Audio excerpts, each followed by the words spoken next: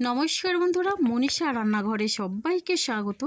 প্রতিদিনের মতো আবারও নিয়ে চলে এলাম দুর্দান্ত স্বাদের একটা রেসিপি। আর এটা হচ্ছে চিকেন কারি। তো এই চিকেন কারিটা কিন্তু বিশেষ মশলা দিয়ে বানানো আর একেবারে ভিন্ন স্বাদের। তো বন্ধুরা, রেসিপিটি প্রথম থেকে শেষ পর্যন্ত দেখবেন, আর না দেখলে কিন্তু বুঝতে পারবেন না। তাহলে চলুন বন্ধুরা, রেসিপিটি শুরু করি। তো প্রথমে দেখুন, এখানে আমি নিয়েছি 1 কেজি পরিমাণে ব্রয়লার মুরগির মাংস। তো আমি এখানে মাংসগুলোকে বেশ ভালোভাবে ধুয়ে পরিষ্কার করে নিয়েছি।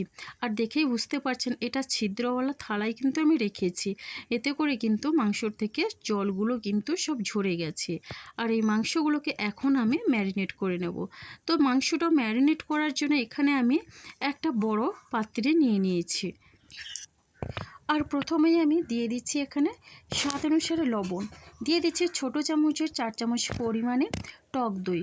টক দইটাকে কিন্তু আমি আগের থেকে এটা ফেটিয়ে রেখেছিলাম। তো বন্ধুরা, টক দইটা দিয়ে কিন্তু মাংসটাকে ম্যারিনেট করব শুধুমাত্র লবণ আর টক দই দিয়ে। এখানে কিন্তু আমি কোনো রকমের মশলা তেল কিছুই দিচ্ছি না। সাধারণভাবে টক দই আর লবণটা দিয়ে বেশ ভালোভাবে ম্যারিনেট করে নিতে হবে। এইভাবে যদি রান্না করা হয় তাহলে রেসিপিটি কিন্তু ভীষণই ভালো লাগে। রুটি পরোটার সঙ্গে, এমনকি দুপুরে গরম ভাতের সঙ্গে অসাধারণ লাগে এই রকমভাবে চিকেন কারি। তাহলে আমি এটা 15 মিনিটের জন্য ঢাকনা দিয়ে রেখে দিচ্ছি। এদিকে নিয়েছি আমি আলু। এখানে বেশ কয়েকটা আলু এইভাবে আমি কেটে নিয়েছি। আর বেশ ভালোভাবে আলুগুলোকে ধুয়ে পরিষ্কার করে নিয়েছি। আলুগুলো একটু বড় সাইজ করে কেটে নিয়েছি। চিকেনের সঙ্গে একটু আলু হলেই বেশ ভালো লাগে, তবে আপনারা যদি আলু পছন্দ না করেন তাহলে আলুটা নাও দিতে পারেন। এখানে আমি নিয়েছি আদা, রসুন, পেঁয়াজ আর টমেটো। তো সম্পূর্ণ কিন্তু কম পরিমাণে আমি নিয়েছি। পেঁয়াজটা আমি এখানে 3টে বড় সাইজের পেঁয়াজ নিয়েছিলাম। আদা, রসুন সবই পরিমাণ কম আছে। তো এখন আমি একটা মশলা করে নেব। মিক্সিং জারে নিয়ে নিচ্ছি আদা, একই রকমভাবে এখানে নিয়ে নিচ্ছি রসুন। আদা রসুন আমি পেস্ট করে নেব। তো বন্ধুরা দেখুন, আদা রসুন দিয়ে এখানে আমি দিয়ে দিচ্ছি শুকনো লঙ্কা 5টা। তো 5টা শুকনো লঙ্কা দিয়ে আর আদা রসুনটাকে আমি পেস্ট করে নেব। এখানে অল্প পরিমাণে জল দিয়ে পেস্ট করে নিচ্ছি। আর এটা কিন্তু খুবই মিহিভাবে পেস্ট করব না, একটু দানা দানা করে রাখবো, তাহলে কিন্তু বেশ ভালো লাগবে। এখন আমি একটা ছোট বাটিতে মশলাটা নিয়ে নিয়েছি। এদিকে গ্যাসে কড়াই বসিয়ে দিয়েছি। কড়াইটা গরম করে দিয়ে দিচ্ছি সর্ষের তেল। সর্ষের তেলে কিন্তু মাংসটা রান্না করলে বেশ ভালো লাগে। তেলটাকে বেশ ভালোভাবেই গরম করে নিতে হবে। তো দেখুন বন্ধুরা, এইভাবে তেলটা গরম করে নেওয়ার পরে প্রথমে আমি আলু ভেজে নেব। আলুটাকে একটু লাল করে ভাজলে কিন্তু বেশ ভালো লাগে খেতে। রেসিপিটি শুরুর আগে অবশ্যই একটা লাইক দেবেন। ভিডিওটি ফুল ওয়াচ করার আমার অনুরোধ রইল। তো বন্ধুরা, আলুটা দিয়ে এখন বেশ ভালোভাবে একটু নেড়েচেড়ে দিয়ে দিয়েছি খুবই সামান্য পরিমাণে লবণ। এবার লবণটা দিয়ে বেশ ভালোভাবে নেড়েচেড়ে আমি এটা ভেজে নেব। এখানে কিন্তু আমি কোনো রকমে হলুদের গুঁড়ো দিলাম না, শুধুমাত্র লবণটা দিয়ে আলুটা ভেজে নিচ্ছি। তো দেখুন, এইভাবে আমি নেড়েচেড়ে ঢাকনা দিয়ে এখানে মিডিয়াম টু লো ফ্লেমে রেখে আলুটাকে প্রথমে 5 মিনিট আমি ভেজে নেব।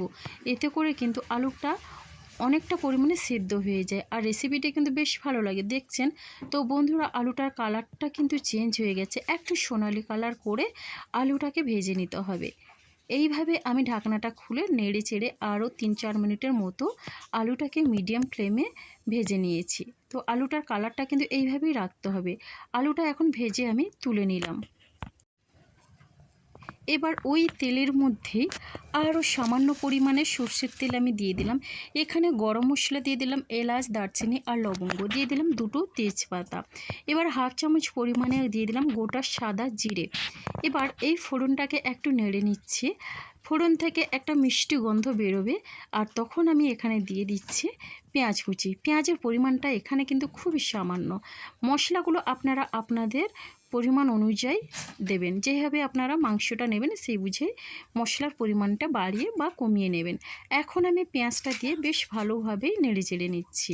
পেঁয়াজটা কিন্তু খুব একটা লাল করে ভাজার দরকার নেই, শুধুমাত্র একটু কালার চেঞ্জ করে পেঁয়াজটাকে এখন ভেজে নিলাম।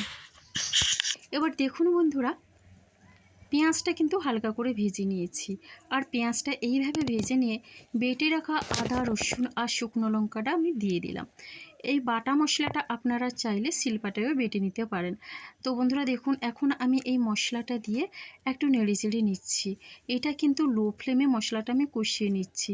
তো এখন আমি মশলাটা কষিয়ে নেওয়ার পরে কিছুক্ষণ দেখুন এদিকে আবারও আমি নেড়ে চেড়ে নিচ্ছি। এরপরে আমি এখানে দিয়ে দিচ্ছি হলুদের গুঁড়ো। তো এখানে আমি হলুদের গুঁড়ো 1/2 চামচ পরিমাণে দিয়ে দিলাম, আর দিয়ে দিলাম লঙ্কার গুঁড়ো। তো বন্ধুরা হলুদ গুঁড়ো আর লঙ্কার গুঁড়ো দিয়ে বেশ ভালোভাবে নেড়েচেড়ে মশলাটাকে আমি কষিয়ে নেব। মশলা যত ভালোভাবে কষানো হবে চিকেনের রেসিপিটা কিন্তু বেশ ভালো হবে। আর আমি কিন্তু একটু ঝাল ঝাল করে বানাচ্ছি, এতে করে কিন্তু বেশ ভালো লাগবে। তো বন্ধুরা দেখুন মশলাটা কিন্তু মিডিয়াম টু লো ফ্লেমে কষিয়ে নিতে হবে। মশলাটা যত ভালোভাবে কষানো হবে কালারটাও সুন্দর আসবে আর রেসিপিটা অসাধারণ লাগে। তো বন্ধুরা এখানে কিন্তু আমি 2 মিনিটের মতো মশলাটা কষিয়ে নিয়েছি, আর এরপরে এখানে ছোট সাইজের 2টো টমেটো কেটে দিয়ে দিয়েছি। আর এইভাবে টমেটো দিয়ে বেশ কিছুক্ষণ আমি নেড়েচেড়ে নেব, এতে করে কিন্তু টমেটোটা অনেকটা গলে যাবে। আর এখন আমি একটু নেড়েচেড়ে ঢাকনা দিয়ে আরও 1 মিনিটের মতো লো ফ্লেমে রেখে দিচ্ছি। আর দেখুন বন্ধুরা টমেটোর কিন্তু অনেকটা নরম হয়ে গেছে, আর কালারটা দেখে বুঝতে পারছেন মশলা থেকে কিন্তু অলরেডি তেল ছেড়ে দিয়েছে। আর এখন বেশ ভালোভাবে নেড়েচেড়ে মশলাটা কষাতে থাকবো।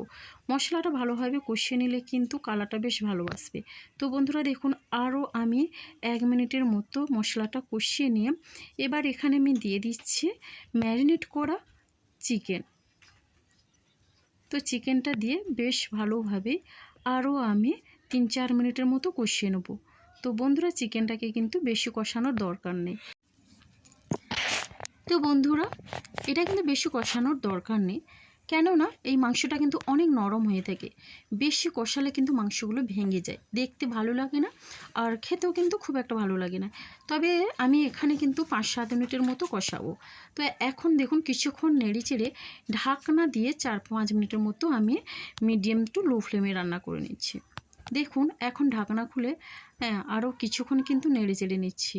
চিকেন থেকে কিন্তু জল কিছুটা ছেড়েছে, তো এইভাবে নেড়েচেড়ে নিতে হবে।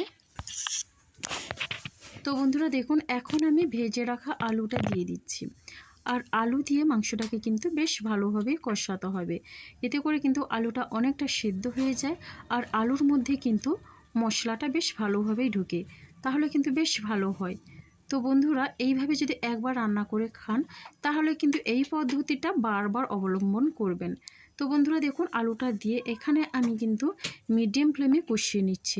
কোনো রকমে গ্যাসের ফ্লেমটা হাই করা যাবে না, তাহলে কিন্তু পোড়া লেগে গেলে খুব একটা খেতে ভালো লাগবে না।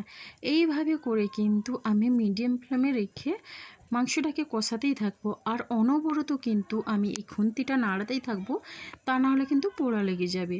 আর দেখেই বুঝতে পারছেন এখন ওটা কিন্তু হয়ে গেছে কষানো। আর এরপরে আমি এখানে জল দিয়ে দিচ্ছি। তো বন্ধুরা যেটাতে কিন্তু আমি আলু ভেজে রেখেছিলাম সেই পাত্রে আমি জল দিয়ে দিচ্ছি। তো এখন আমি অল্প পরিমাণে জল দিয়ে একটু নেড়ে চেড়ে নিচ্ছি, আর এখানে আরও অল্প পরিমাণে জল দিয়ে দিচ্ছি। জলটা কিন্তু বেশি দেওয়া দরকার নেই, আমি কিন্তু এটা কষা করব। তো এটা বেশি একটা ঝোল রাখবো না, এটা কিন্তু অল্প পরিমাণে ঝোল ঝোল থাকবে। এবার জলটা দিয়ে দিলাম এখানে লবণ, যেহেতু আমি আগে মাংস ম্যারিনেট করার সময় লবণ দিয়েছিলাম, আর জলটা দেওয়ার কারণে আরও একটু লবণ দিয়ে দিলাম। এবার লবণটা দিয়ে বেশ ভালোভাবেই আমি মিশিয়ে নিচ্ছি। আর এখানে ঝোলটা ফুটে উঠলে দিয়ে দিচ্ছি 2টো কাঁচা লঙ্কা, হাত দিয়ে ভেঙে আমি কাঁচা লঙ্কা দিয়ে দিলাম। কাঁচা লঙ্কার ফ্লেভারটা কিন্তু খুব ভালো লাগে। তো এদিকে মাংসটা হতে থাক, আর এখন আমি একটা মশলা করে নিচ্ছি। মশলার জন্য এখানে গোটা গরম মশলা আছে, গরম মশলার মধ্যে আছে এলাচ, লবঙ্গ, দারচিনি, আর একটু পরিমাণে আছে জায়ফল, একটা শুকনো লঙ্কা, গোটা ধনে আর গোটা মৌরি, সবটার পরিমাণ কিন্তু এখানে 1/2 চামচ পরিমাণে আছে। তো এখানে আমি কিন্তু গোটা জিরে দিইনি, আমার কিন্তু জিরে মশলাটা করা আছে। তো সেই জিরে মশলাটা কিন্তু আমি এই মশলার সঙ্গে মিশিয়ে রেডি করে নেব। মশলাটা হয়ে গেছে, এখন একটা প্লেটে নামিয়ে ঠান্ডা করে নিয়ে আমি মশলাটা গুঁড়ো করে নেব। তো দেখুন বন্ধুরা এখন আমি দেখে নিচ্ছি মাংসটা কিন্তু ফুটছে। তো ঝোলটা দেখে বুঝতে পারছেন কালারটা কিন্তু অসাধারণ হয়েছে, আর এই রেসিপিটা সত্যি দুর্দান্ত লাগে, দুর্দান্ত একটা গন্ধ বেরিয়েছে।